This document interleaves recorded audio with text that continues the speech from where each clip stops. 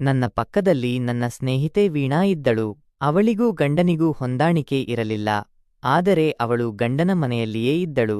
ಈಗ ಅವಳು 7ನೇ ತಿಂಗಳಲ್ಲಿ ತವರು ಮನೆಗೆ ಬಂದಿದ್ದಳು.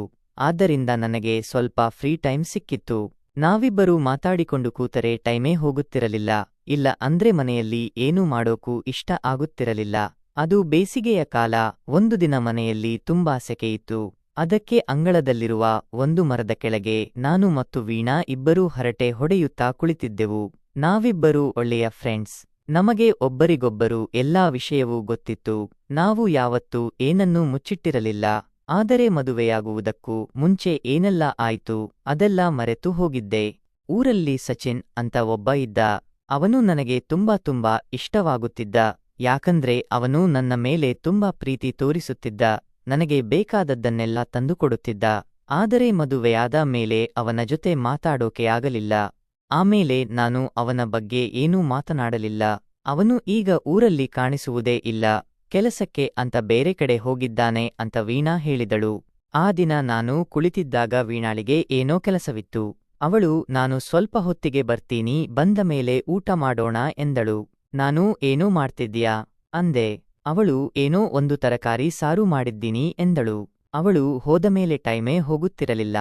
ನಾನು ಹಾಗೆ ಕೂತಿದ್ದೆ. ಸರಿ, ಮಧ್ಯಾಹ್ನ ನಮ್ಮ ಓಣಿಯಲ್ಲಿ ಯಾರೂ ಇರುವುದಿಲ್ಲ.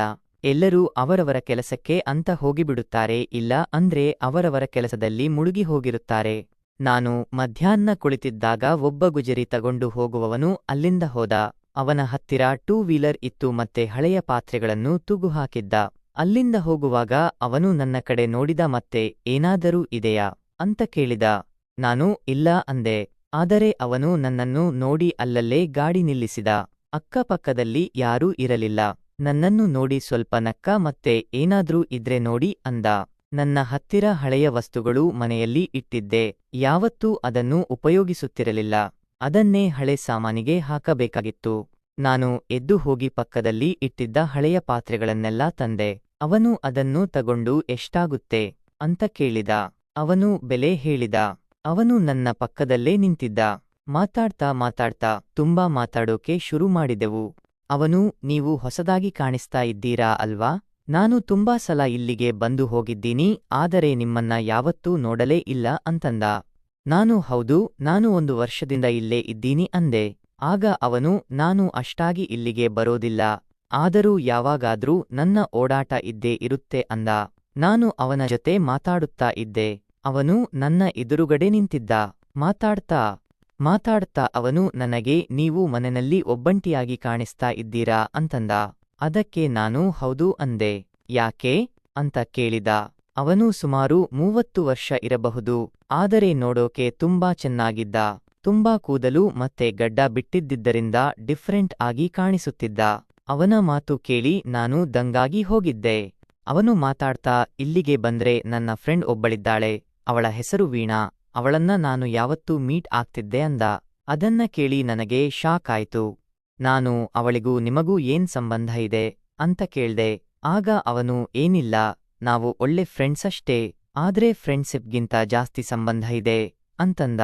ಅದನ್ನ ಕೇಳಿ ನನಗೆ ಶಾಕ್ ಆಯ್ತು. ಅವಳು ಮನೆಯಿಂದ ಯಾಕೆ ಹೊರಗಿರ್ತಾಳೆ ಅಂತ ನನಗೆ ಗೊತ್ತಾಯ್ತು. ಅವನು ಆದರೆ ಈಗ ವೀಣಾ ನನ್ನ ಜೊತೆ ಮಾತಾಡಿ ತುಂಬಾ ದಿನ ಆಯ್ತು, ಅವಳು ಎಲ್ಲಿರ್ತಾಳೋ ಏನೋ ಗೊತ್ತಿಲ್ಲ ಅಂದ. ಆಗ ನಾನು ಅವಳೀಗ ಪ್ರೆಗ್ನೆಂಟ್ ಆಗಿರೋದ್ರಿಂದ ಇಲ್ಲಿಗೆ ಬಂದಿದ್ದಾಳೆ ಅಂದೆ. ಆಗ ಅವನು ಆಶ್ಚರ್ಯವಾಗಿ ನಿಜನಾ? ಆದರೆ ಯಾರ ಹತ್ರನೂ ಹೇಳಬೇಡಿ, ನಾನು ಹಳೆ ಹೆಸರನ್ನ ನಿಮ್ಮ ಹತ್ರ ಹೇಳ್ದೆ ಅಂತಂದ. ನಾನು ಯಾಕೆ ಅಂತಂದೆ. ಅದಕ್ಕೆ ಅವನು ಏನಿಲ್ಲ, ನಮ್ಮ ವಿಷಯ ಯಾರಿಗೂ ಗೊತ್ತಾಗಬಾರದು ಅಂತಂದ. ನಾನು ಮತ್ತು ಅವಳು ಕೆಲವೊಮ್ಮೆ ಹೊರಗೆ ಹೋಗ್ತಿದ್ವಿ ತಿರುಗಾಡೋಕೆ, ಅದಕ್ಕೆ ಅಂದ. ನಂಗೀಗ ಅರ್ಥ ಆಯ್ತು, ವೀಣಾಳಿಗೆ ಒಬ್ಬ ಬಾಯ್ ಫ್ರೆಂಡ್ ಇದ್ದಾನೆ. ಅವನನ್ನ ನೋಡೋಕೆ ಹೋಗ್ತಾಳೆ ಮತ್ತೆ ದುಡ್ಡು ಕೂಡ ಕೊಡ್ತಾಳೆ, ಅಂದ್ರೆ ಇವನೇ ಇರಬೇಕು. ನಾನು ನಿಮ್ಮ ಹೆಸರೇನು ಅಂತ ಕೇಳಿದೆ. ಅದಕ್ಕವನು ರಾಜ ಅಂದ. ಆಗ ನಂಬಿಕೆ ಬಂತು. ವೀಣಾ ಅವನ ಹೆಸರನ್ನ ಹೇಳಿದ್ದಳು. ಅದಕ್ಕೆ ನಾನು ತುಂಬಾ ಇಷ್ಟನಾ ನಿನಗೆ ಅಂತ ಕೇಳಿದೆ. ಆಗ ಅವನು ಹೌದು, ಒಳ್ಳೆ ಫ್ರೆಂಡ್ ಅಂದ. ಅದಕ್ಕೆ ನಾನು ಒಂದು ಮಾತು ಹೇಳಲಾ ಅಂದೆ. ಅದಕ್ಕೆ ಅವನು ಹೇಳಿ ಅಂದ. ಆಮೇಲೆ ನಾನು ನಿನಗೆ ಹೇಗೆ ಕಾಣಿಸ್ತಿದ್ದೀನಿ ಅಂತ ಕೇಳಿದೆ. ನೀವು ನನಗೆ ತುಂಬಾ ಇಷ್ಟ ಆಗ್ತಿದ್ದೀರಾ ಅಂತ ಹೇಳಿದ. ನಿನ್ನ ಜೊತೆ ಏನಾದರೂ ಮಾಡಬೇಕು ಅನ್ನೋ ಆಸೆಯಿದೆ ಅಂತ ನೇರವಾಗಿ ಕೇಳಿದ. ಅದನ್ನ ಕೇಳಿ ನಾನು ನಾಚ್ಕೊಂಡೆ. ಯಾರೂ ಕೇಳ್ತಿಲ್ಲ ಅಲ್ವಾ ಅಂತ ಅಕ್ಕಪಕ್ಕ ನೋಡಿದೆ. ಯಾರಾದ್ರೂ ಕೇಳಿಸಿಕೊಂಡು ಬಿಟ್ಟರೆ ದೊಡ್ಡ ವಿಷಯನೇ ಆಗೋಗಿಬಿಡುತ್ತೆ. ಮನೆಯಲ್ಲಿ ಯಾರೂ ಇರಲಿಲ್ಲ. ನಂಗೆ ಕಂಟ್ರೋಲ್ ಮಾಡೋಕೆ ಆಗ್ತಾ ಇರಲಿಲ್ಲ. ಆದರೂ ನಾನು ಹೇಗೆ ಹೇಳೋದು ಅಂತ ಗೊತ್ತಾಗ್ತಾ ಇರಲಿಲ್ಲ. ಅವನು ನಾನು ತಂದಿದ್ದ ಹಳೆ ಪಾತ್ರೆಗಳನ್ನು ತೂಕ ಮಾಡಿ ಅವನ ಹತ್ತಿರ ಇದ್ದ ಚೀಲಕ್ಕೆ ಹಾಕಿಕೊಂಡ. ಆದರೂ ಅವನು ಅಲ್ಲೇ ನಿಂತಿದ್ದ. ಅವನಿಗೂ ಧೈರ್ಯ ಬರ್ತಾ ಇರಲಿಲ್ಲ. ನಾಳೆ ಬರಲ ಅಂದ. ಸರಿಯಾಗಿ ಅದೇ ಟೈಮ್ಗೆ ವೀಣಾ ಬರೋದು ಕಾಣಿಸಿತು. ಅವನು ಅವಳ ಕಡೆ ನೋಡಿದ. ವೀಣಾ ಅವನನ್ನ ಗುರುತು ಹಿಡಿದು, ಏನೋ ಎಷ್ಟು ದಿನ ಆಗೋಯಿತು, ನಿನ್ನ ಫೋನೇ ಇಲ್ಲ ಏನಿಲ್ಲ ಅಂತ ಹೇಳಿದಳು. ಅದಕ್ಕೆ ಅವಳು, ನಿಮಗೂ ಅವಳಿಗೂ ಸಂಬಂಧ ಇದೆ ಅಂತ ಕೇಳಿದಳು. ಅದಕ್ಕೆ ನಾನು ಅವಳನ್ನೇ ಹುಡುಕಿಕೊಂಡು ಬಂದೆ, ನೀನು ಇಲ್ಲಿಯಾ ಅಂತ ಹೇಳಿದಳು. ಆಗ ವೀಣಾ ಅವನ ಬಗ್ಗೆ ನನಗೆ ಏನೂ ಹೇಳಲಿಲ್ಲ. ಅವನು ಹೋದ ಮೇಲೆ ಯಾರವನು ಅಂತ ಕೇಳ್ದೆ. ಅದಕ್ಕವಳು, ಏನಿಲ್ಲ, ಪರಿಚಯ ಇರೋನು, ಮಾತಾಡ್ತಿದ್ದೆ ಅಷ್ಟೇ ಅಂದಳು. ವೀಣಾ ನಂಗೆ ಏನೂ ಹೇಳ್ತಿಲ್ಲ. ನಾನು ನನ್ನ ಬಗ್ಗೆ ಎಲ್ಲವನ್ನೂ ಹೇಳಿದ್ದೆ. ಹೋಗುವಾಗ ಆ ಗುಜರಿ ತಗೊಂಡು ಹೋಗುವವನು ಏನೂ ಮಾತಾಡಲಿಲ್ಲ. ಆದರೆ ಮರುದಿನ ಬಿಸಿಲಲ್ಲಿ ಮತ್ತೆ ಬಂದ. ನಾನು ಅಲ್ಲೇ ಕೂತಿದ್ದೆ. ಆಗ ಅವನು, ಏನಂತೀಯಾ, ನಿನ್ನೆ ಅವಳು ಬಂದಿದ್ದರಿಂದ ಮಾತಾಡೋಕೆ ಆಗಲಿಲ್ಲ. ಅವಳ ಜೊತೆ ನಾನು ಏನೂ ಮಾತಾಡೋಕೆ ಆಗೋದಿಲ್ಲ. ಆದ್ರೆ ನಿನಗೆ ಇಷ್ಟ ಇದ್ರೆ ಹೇಳು ಅಂದ. ರಾತ್ರಿ ನಂಗೆ ನಿದ್ದೆನೇ ಬರಲಿಲ್ಲ. ನಿಮಗೂ ಆಸೆ ಇದ್ರೆ ಹೇಳಿ ಅಂತ ಡೈರೆಕ್ಟಾಗಿಯೇ ಕೇಳಿದ. ಅದರಲ್ಲಿ ಏನಿದೆ, ನಿನಗೆ ಇಷ್ಟ ಇದ್ರೆ ಹೊರಗಡೆ ಹೋಗೋಣ ಅಂತಂದ. ಅದಕ್ಕೆ ನಾನು, ಹೌದು, ಇಲ್ಲಿ ಬೇಡ. ಯಾಕಂದ್ರೆ ಇಲ್ಲಿ ನಮ್ಮ ಓಣಿಯವರು ಜಾಸ್ತಿ ಗಮನ ಇಡ್ತಾರೆ. ಯಾರೂ ಕಾಣಿಸದಿದ್ದರೂ ಗಮನ ಇಡೋಕೆ ಏನೂ ಕಮ್ಮಿ ಇಲ್ಲ ಇಲ್ಲಿ ಅಂತಂದ. ಎಲ್ಲಿಗೆ ಹೋಗೋಣ ಅಂತ ಕೇಳ್ದೆ. ಬೆಳಗ್ಗೆ 10 ಗಂಟೆಯಾಗಿತ್ತು. ಇಡೀ ದಿನ ಫ್ರೀ ಇತ್ತು. ಆಗ ಅವನು, ಹಳ್ಳಿ ಹೊರಗಡೆ ಬನ್ನಿ, ಅಲ್ಲಿಂದ ಹೋಗೋಣ ಅಂದ. ಆಗ ನಾನು, ಈಗಲೇ ಬರಲಾ ಅಂತಂದ. ಅದಕ್ಕೆ ಅವನು, ಅದರಲ್ಲಿ ಏನಿದೆ, ನಿನ್ನನ್ನ ನೋಡೋಕೆ ಅಂತಾನೆ ಬಂದಿದ್ದೀನಿ ಅಂತಂದ. ಆ ದಿನ ಅವನ ಗಾಡಿನಲ್ಲಿ ಅಷ್ಟಾಗಿ ಹಳೆ ಸಾಮಾನೇನೂ ಇರಲಿಲ್ಲ. ಖಾಲಿ ಚೀಲಗಳು ಮಾತ್ರನೇ ತೂಗು ಹಾಕಿದ್ದ. ಅದಕ್ಕೆ ನಾನು, ಸ್ವಲ್ಪ ಹೊತ್ತು ಬಿಟ್ಟು ಬರ್ತೀನಿ, ಎಲ್ಲಿಗೆ ಬರಬೇಕು ಅಂತ ಕೇಳ್ದೆ. ಅದಕ್ಕೆ ಅವನು, ಹಳ್ಳಿ ಹೊರಗಡೆ ಒಂದು ಎತ್ತರದ ಗುಡ್ಡದ ಮೇಲೆ ನೀರಿನ ಟ್ಯಾಂಕ್ ಇದೆ, ಅಲ್ಲೇ ರೋಡಿಗೆ ಬಂದು ನಿಂತಿರ್ತೀನಿ, ನೀನು ಬಂದ್ರೆ ಗಾಡಿ ಮೇಲೆ ಕೂತ್ಕೊಂಡು ಹೋಗೋಣ ಅಂದ. ಸರಿ, ನಾನು ಸ್ವಲ್ಪ ಲೇಟ್ ಆಗುತ್ತೆ, ನೀನು ಹೋಗು ಅಂತ ಹೇಳಿದೆ.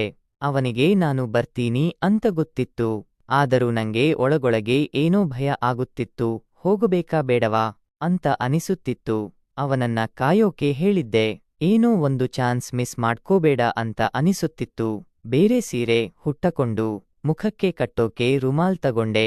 ನಾನು ಯಾರಿಗೂ ಕಾಣಿಸಬಾರದು ಅಂತ ಪೂರ್ತಿ ಮುಖ ಮುಚ್ಕೊಂಡೆ. ವೀಣಾ ಇವತ್ತು ಹೊರಗಡೆ ಎಲ್ಲೂ ಕಾಣಿಸುತ್ತಿರಲಿಲ್ಲ. ಅದನ್ನ ನೋಡಿ ನಾನು ಮನೆಯಿಂದ ಹೊರಗೆ ಬಂದೆ. ಊರಿಂದ ಹೊರಗೆ ಬಂದೆ. ಎಲ್ಲಿಗೆ ಹೋಗ್ತಿದ್ದೀನಿ ಅಂತ ಯಾರಿಗೂ ಗೊತ್ತಿರಲಿಲ್ಲ. ಹಳ್ಳಿಯ ಹೊರಗಡೆ ಯಾರೂ ಅಷ್ಟಾಗಿ ಓಡಾಡೋಕೆ ಬರಲ್ಲ. ಆ ಟ್ಯಾಂಕ್ ಹತ್ತಿರ ಕರೆದಿದ್ದ. ಒಂದು ಟ್ಯಾಂಕ್ ಇತ್ತು. ಅಲ್ಲವನು ನನ್ನನ್ನ ಕಾಯ್ತಾ ನಿಂತಿದ್ದ. ನಾನು ಕಾಣ್ತಿದ್ದ ಹಾಗೆ ಗಾಡಿ ಸ್ಟಾರ್ಟ್ ಮಾಡಿದ. ನಾನು ನಿಧಾನವಾಗಿ ಹೋಗಿ ಅವನ ಗಾಡಿ ಮೇಲೆ ಕೂತ್ಕೊಂಡೆ. ಎಲ್ಲಿಗೆ ಹೋಗೋಣ ಅಂತಂದೆ. ನಾನು ಎಲ್ಲಿಗೆ ಕರ್ಕೊಂಡು ಹೋಗ್ತೀನೋ ಅಲ್ಲಿಗೆ ಹೋಗೋಕೆ ನಿಂಗೆ ಓಕೆನಾ ಅಂತಂದ. ಸರಿ ಬಾ ಹೋಗೋಣ ಅಂದೆ. ಅವನ ಗಾಡಿನ ಸ್ಟಾರ್ಟ್ ಮಾಡಿ ಸೈಲೆಂಟ್ ಆಗಿರೋ ಕಡೆ ಗಾಡಿ ಓಡಿಸ್ಕೊಂಡು ಬಂದ. ನಾನು ಅವನ ಪಕ್ಕದಲ್ಲೇ ಕೂತಿದ್ದೆ. ಅವನ ಗಾಡಿ ಮೇಲೆ ಕೂತು ಯಾವಾಗ ನಿಂಗೆ ಖುಷಿ ಕೊಡ್ತೀನೋ ಅಂತಂದ. ಅವನು ಊರಿಂದ ದೂರದಲ್ಲಿರೋ ಒಂದು ಹಳ್ಳಿಗೆ ನನ್ನನ್ನ ಕರ್ಕೊಂಡು ಬಂದ. ಅಲ್ಲೂ ತುಂಬಾ ದೊಡ್ಡ ಹಳ್ಳಿ ಇತ್ತು. ಇಲ್ಲಿಗೆ ಯಾಕೆ ಕರ್ಕೊಂಡು ಬಂದೆ ಅಂತಂದೆ. ನಂಗೆ ಗೊತ್ತು, ಬಾ ಅಂದ. ಅವನೊಂದು ರೂಮ್ ಹತ್ರ ಕರ್ಕೊಂಡು ಹೋದ. ಅದು ಹೋಟೆಲ್ ಆಗಿತ್ತು. ಹಿಂದಿನ ದಾರಿಯಿಂದ ನನ್ನನ್ನ ಕರ್ಕೊಂಡು ಹೋದ. ಗಾಡಿ ಪಾರ್ಕ್ ಮಾಡಿದ. ಅಲ್ಲಿರೋ ಒಬ್ಬ ವ್ಯಕ್ತಿಗೆ ಏನೋ ಹೇಳಿದ. ಅವನ ಕೈಯಲ್ಲಿ ಕೀಲಿ ಕೊಟ್ಟ. ಅವನು ನನ್ನನ್ನ ಆ ಹೋಟೆಲ್ ರೂಮಿಗೆ ಕರ್ಕೊಂಡು ಹೋದ. ಹೋಟೆಲ್ ಬಾಗಿಲು ಹಾಕ್ತಾ, ಇಲ್ಲಿ ಯಾರು ನಿನ್ನನ್ನ ನೋಡೋಕೆ ಸಾಧ್ಯನೇ ಇಲ್ಲ, ಮುಖಕ್ಕೆ ಹಾಕೊಂಡಿರೋ ರುಮಾಲ್ ತೆಗಿ ಅಂತಂದ. ನಾನು ರುಮಾಲ್ ತೆಗೆದೆ. ಮತ್ತೆ ಅವನ ಕಡೆ ನೋಡದೆ. ಅವನ ಮುಖದಲ್ಲಿ ಒಂಥರ ನಗು ಇತ್ತು.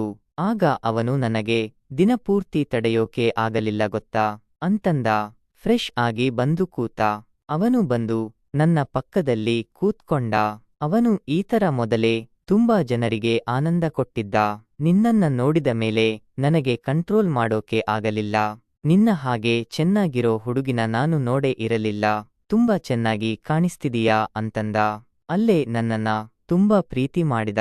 ನಂತರ ನಾನು ಮನೆಗೆ ಹೋದೆ. ಆಗ ವೀಣಾ ಎಲ್ಲಿ ಹೋಗಿದ್ದೆ ಕಾಣಿಸಲೇ ಇಲ್ಲ ಅಂತಂದ್ಲು. ಕೆಲಸಕ್ಕೆ ಹೋಗಿದ್ದೆ ಅಂದ್ರೆ ಅವಳು ಇವತ್ತು ಜಾಸ್ತಿ ಕೆಲಸ ಇದ್ದಿದ್ದರಿಂದ ಸುಸ್ತಾಗಿದೆಯಾ ಅಂತಂದ್ಲು.